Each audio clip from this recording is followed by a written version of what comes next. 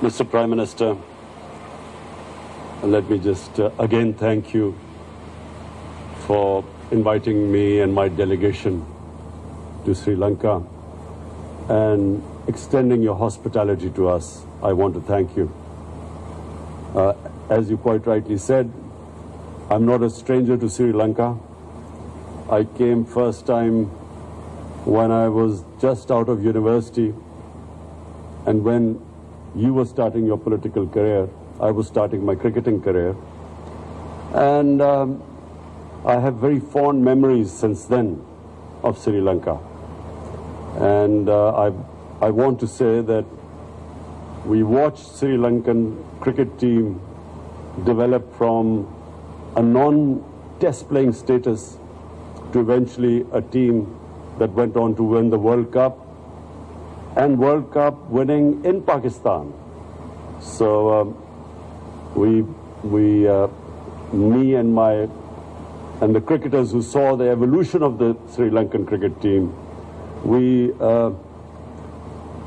felt good because it was a team from the subcontinent that emerged into a world-class cricket team. So I just wanted to mention that because that was my association with Sri Lanka until this visit of mine. This visit is to strengthen our bilateral relationship. It is to strengthen our trading ties. Pakistan is part of the Belt and Road Initiative of China. CPEC is one of its flagship program, and it means connectivity. And so I've asked my delegation here to find ways and means where we can enhance our trade and connectivity. And through CPEC, connectivity right up to Central Asia for Sri Lanka. We have also discussed other areas where we can enhance our trading ties, where Sri Lanka can benefit from Pakistan's connectivity in the future right up to Central Asia. And our trading ties will also mean that the two countries will get together, will come closer together. We shared a common problem of terrorism. Pakistan suffered 10 years of the worst kind of terrorism where we lost 70,000 people. And we know that Sri Lanka for 30 years combated terrorism. And I'm pleased to say that Pakistan played its part in helping Sri Lanka to resolve this problem which was impeding your development and your growth, and a country which relies on tourism can never progress if there is terrorism. Can't have investment if there is terrorism, because that's what happened to Pakistan. In those 10 years, tourism dried up and hardly any investment came into Pakistan because of the threat of terrorism. So we share that common problem, and now we have faced another problem, which is the coronavirus. I know Sri Lanka has suffered like all those countries which depend upon tourism.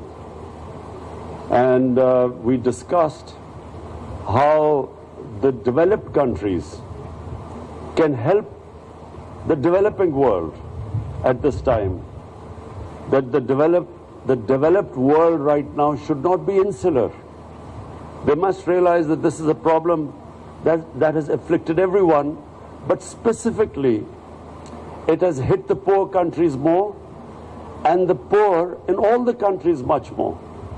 The poor have suffered everywhere, but the poor countries have suffered the most.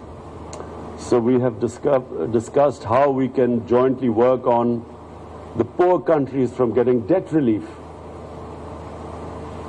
In Pakistan, we came up with the biggest stimulus package in our history. $8 billion. But when you compare the United States, the stimulus package in the United States is almost $3,000 billion. US has a population of 330 million. Pakistan's population is 220 million, 70% of the US. And yet the total amount of money we could give as a stimulus package because of those who suffered from the coronavirus was $8 billion compared to $3,000 billion in the US. So this is the discrepancy. And the coronavirus has exposed this huge inequality in the world. And that's why I feel that the world organizations like the United Nations should step in and look after the countries that have taken a real beating because of this coronavirus. Apart from that, Mr. Prime Minister, I want to invite you again in front of the media to Pakistan. And Pakistan has probably one of the greatest Buddhist heritage in the world.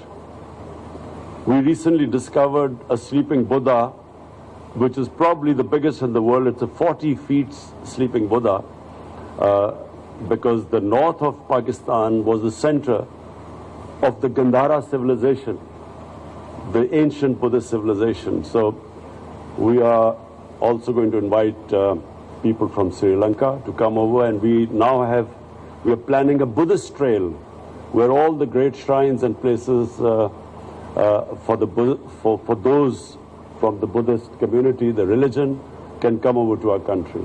And of course, I start with inviting you most of all, Mr. Prime Minister. And thank you again for your hospitality.